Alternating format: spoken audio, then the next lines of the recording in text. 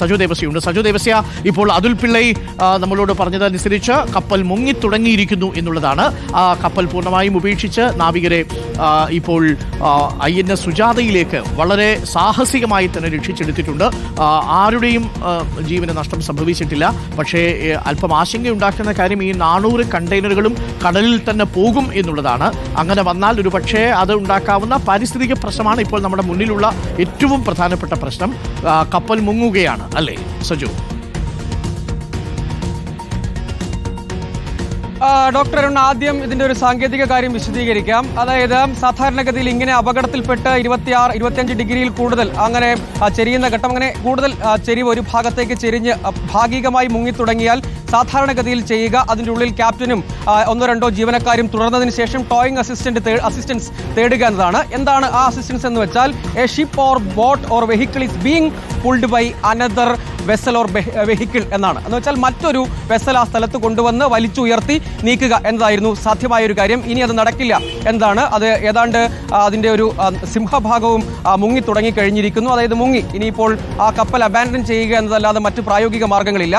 എന്നാൽ കൂടുതൽ കണ്ടെയ്നറുകൾ ഇതിനകം വീണിട്ടുണ്ട്. ഒപ്പം മറ്റ് കണ്ടെയ്നറുകളും ഏതെങ്കിലും നിലയ്ക്ക് മാറ്റുക എന്നതും പ്രായോഗികമല്ല. അപ്പോൾ നേരത്തെ ഇതുമായി ബന്ധപ്പെട്ട വിദഗ്ധരുമായി കഴിഞ്ഞ ദിവസം സംസാരിച്ചപ്പോൾ അവർ പറഞ്ഞത് കടലിലെ ജീവജാലങ്ങൾക്ക് അല്ലെങ്കിൽ അതിൻ്റെ പരിസ്ഥിതിക്ക് ബുദ്ധിമുട്ടുണ്ടാക്കുന്ന കാര്യങ്ങൾ അക്കാര്യത്തിൽ ഉണ്ടാവും. അതായത് ഈ ഷിപ്പിലെ ഓയിൽ പുറത്തേക്ക് പരക്കും. ഒപ്പം ഈ കണ്ടെയ്നറുകളിൽ എന്തെങ്കിലും ഡേഞ്ചറസ് ഗുഡ്സ് ഉണ്ടെങ്കിൽ അവയും സ്വാഭാവികമായി കടലിന്റെ ഭാഗം കടലിലെ ജീവജാലങ്ങൾക്ക് അല്ലെങ്കിൽ മത്സ്യസമ്പത്തിനെയൊക്കെ പ്രതികൂലമായി ബാധിക്കും വിധം പാരിസ്ഥിതിക ആഘാതം ഉണ്ടാക്കും.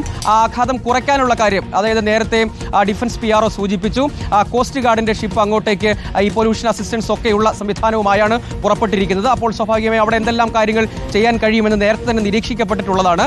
ആ പ്രവർത്തനങ്ങൾ അവിടെ ചെയ്യാൻ കഴിയും. മറ്റൊന്ന് തീരത്തേക്കുണ്ടാകുന്ന ചലനമാണ്. അതായത് നേരത്തെ എണ്ണപ്പാളി പോലെയുള്ള കാര്യങ്ങൾ.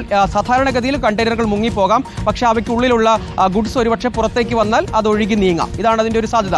കണ്ടെയ്നർ തന്നെയും ഒഴുകി നീങ്ങാനുള്ള സാധ്യത പൊതുവെ കുറവാണ്. പക്ഷേ ഒരു പക്ഷേ അതിനുള്ള ഗുഡ്സ് പുറത്തേക്ക് വന്നാൽ സ്വാഭാവികമായും അവയെ ഒഴുകി നീങ്ങാനുള്ള ഒരു സാധ്യതയുണ്ട്. ഇതാണ് ഇനി നമ്മൾ കാണേണ്ടത്.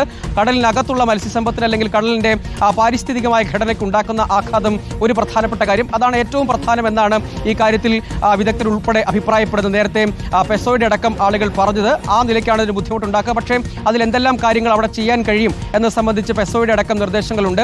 കോസ്റ്റ് ഗാർഡിനും അതിന് സംവിധാനങ്ങളുണ്ട് എന്നതാണ്. ആ നിലയ്ക്കുള്ള പ്രവർത്തനങ്ങളിലേക്ക് ഇനി കടക്കുക മാത്രമേ പ്രായോഗികമായി പോംവഴിയുള്ളൂ. കാരണം അവശേഷിച്ചിരുന്ന 3 ക്രൂ മെമ്പേഴ്സിനെ കൂടി അവിടെ നിന്ന് INS സുജാതയിലേക്ക് മാറ്റിയിരിക്കുന്നു. അതായത് ഫലത്തിൽ 24 പേരെയും മാറ്റിയിരിക്കുന്നു. അവരൊക്കെ സുരക്ഷിതരാണ്. ആ കാര്യത്തിൽ ആശങ്കയൊന്നുമില്ല.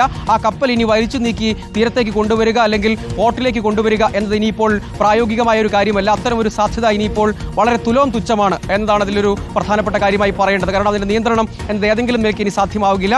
മറ്റൊരു വെസൽ ഉപയോഗിച്ച് ഉയർത്തുക നീക്കുക എന്നതാണ്, അതും അപ്രായോഗികമാണ്. ആ ഘട്ടത്തിലാണ് ശ്രമകരമായ ദൗത്യത്തിലൂടെ നമ്മുടെ നാവികസേന ആ സെയിലേഴ്സിനെ അല്ലെങ്കിൽ അതിലുണ്ടായിരുന്ന ക്യാപ്റ്റനെയും ക്രൂ മെമ്പേഴ്സിനെയും അവിടെ നിന്ന് രക്ഷപ്പെടുത്തി INS സുജാതയിലേക്ക് മാറ്റിയിരിക്കുന്നത്. മറ്റുള്ളവർ നേരത്തെ തന്നെ 21 പേർ കോസ്റ്റ് ഗാർഡ് ഷിപ്പിലേക്ക് മാറ്റും. അവരും സുരക്ഷിതരാണ്. ഇനിയിപ്പോൾ ആ കപ്പലിന്റെ കാര്യത്തിൽ ഏതെങ്കിലും നിലയ്ക്ക് അത് പുള്ളി ചെയ്ത് മാറ്റുക അല്ലെങ്കിൽ വലിച്ചു നീക്കുക, സുരക്ഷിതമായ ഒരു സ്ഥലത്തേക്ക് മാറ്റുക എന്നത് അപ്രായോഗികമായി തീർന്നിരിക്കുന്നു എന്ന് ഇപ്പോൾ നമുക്ക് ലഭ്യമാകുന്ന ഏറ്റവും ഒടുവിലത്തെ വിവരപ്രകാരവും അത് അപ്രായോഗികമായി തീർന്നിരിക്കുന്നു എന്നതാണ്. ഇനിയിപ്പോൾ ചെയ്യേണ്ട ഒരു കാര്യം അവിടുത്തെ പാരിസ്ഥിതിക ആഘാതം കുറയ്ക്കാനുള്ള പ്രവർത്തനങ്ങളാണ്. അതാണിപ്പോൾ കോസ്റ്റ് ഗാർഡിന്റെ നേതൃത്വത്തിൽ അവിടെ പുരോഗമിക്കാൻ പോകുന്ന ഒരു പ്രധാനപ്പെട്ട കാര്യം. അതായത് നേരത്തെ തന്നെ ഈ കാര്യം മുൻകൂട്ടി കാണുകയും ഇത്തരം ഒരു ആഘാതം, അതായത് തീരത്തേക്കടക്കം അതിൻ്റെ ചലനം ഉണ്ടാകും, അതായത് അങ്ങോട്ടേക്കടക്കം അത് ഒഴുകിയെത്തും, ആ സാധ്യത മുൻകൂട്ടി കണ്ട് എന്തെല്ലാം കാര്യങ്ങൾ ചെയ്യാൻ കഴിയും എന്നതാണ്. അതിലാണ് ഇപ്പോൾ കോസ്റ്റ് ഗാർഡാണ് അതിൽ പ്രധാനപ്പെട്ട ദൗത്യം നിർവഹിക്കാനാവുക. സ്വാഭാവികമായും അങ്ങോട്ടേക്ക് ഇത്രയും 38 നോട്ടിക്കൽ മൈലൊക്കെ അകത്തുപോയി പെസോ അടക്കമുള്ള ഏജൻസികൾക്ക് പരിമിതികളുണ്ട്. അഡ്വൈസ് അസിസ്റ്റൻസ് കൊടുക്കുക എന്നത് മാത്രമാണ് പ്രായോഗികമായത്. ഇന്ത്യൻ കോസ്റ്റ് ഗാർഡിന് മാത്രമാണ് ഇനി ഈ കാര്യത്തിൽ ഈ പൊല്യൂഷൻ അസിസ്റ്റൻസ് എന്ന നിലയ്ക്ക് അല്ലെങ്കിൽ അത് ആ കാര്യത്തിൽ എന്തെങ്കിലും അവിടെ പാരിസ്ഥിതിക ആഘാതം കുറയ്ക്കാനുള്ള ഇടപെടൽ നടത്തുക. അതാണ് ഇനിയിപ്പോൾ പ്രായോഗികമായ ഒരു കാര്യം.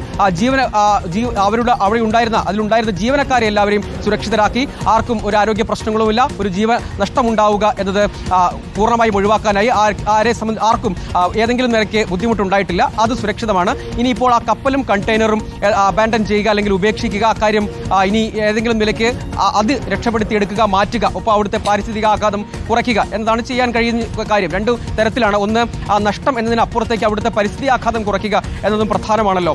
അത് എന്നത് ഇനിയിപ്പോൾ സാധ്യമാകില്ല. ഇനിയിപ്പോൾ ചെയ്യാൻ കഴിയുന്നത് എന്താണ് എന്നത് നോക്കി അതിനനുസരിച്ചുള്ള നീക്കത്തിലേക്ക് പോവുക എന്നത് മാത്രമാണ്. കപ്പൽ ഏതായാലും ഇനിയിപ്പോൾ രക്ഷപ്പെടുത്തിയെടുക്കുക എന്നത് പ്രായോഗികമല്ല. നേരത്തെ തന്നെ ഡിഫൻസ് PRO വളരെ കൃത്യമായി പറഞ്ഞു, അത് മുങ്ങി തുടങ്ങിയിരിക്കുന്നു. ഓൾമോസ്റ്റ് അതിന്റെ നേരത്തെ തന്നെ അത് 26 ഡിഗ്രിയിലധികം ചെരിഞ്ഞാണ് നിന്നിരുന്നത്.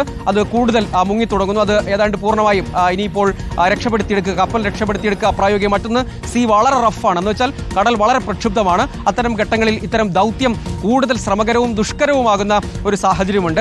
അവരുടെ തന്നെ വേറെ വെസൽ, അതായത് ഇതേ കപ്പൽ കമ്പനിയുടെ പേരന്റ് കമ്പനിയിൽ നിന്നുള്ള വെസൽ വന്നെങ്കിലും അവർക്കും ഈ ദൗത്യം വിജയകരമായി മുന്നോട്ട് കൊണ്ടുപോവുക എന്നത് അപ്രായോഗികമായി വന്നു. ആ ഘട്ടത്തിലാണ് ഇനി നേവി ഒരു ടേക്ക് എടുത്തത്. അവരുടെ ജീവൻ എന്നത് പ്രധാനമാണ്. അതുകൊണ്ട് അവരെ രക്ഷപ്പെടുത്തുക എന്നതിന് പ്രയോറിറ്റി കൊടുത്തു. ഏതെങ്കിലും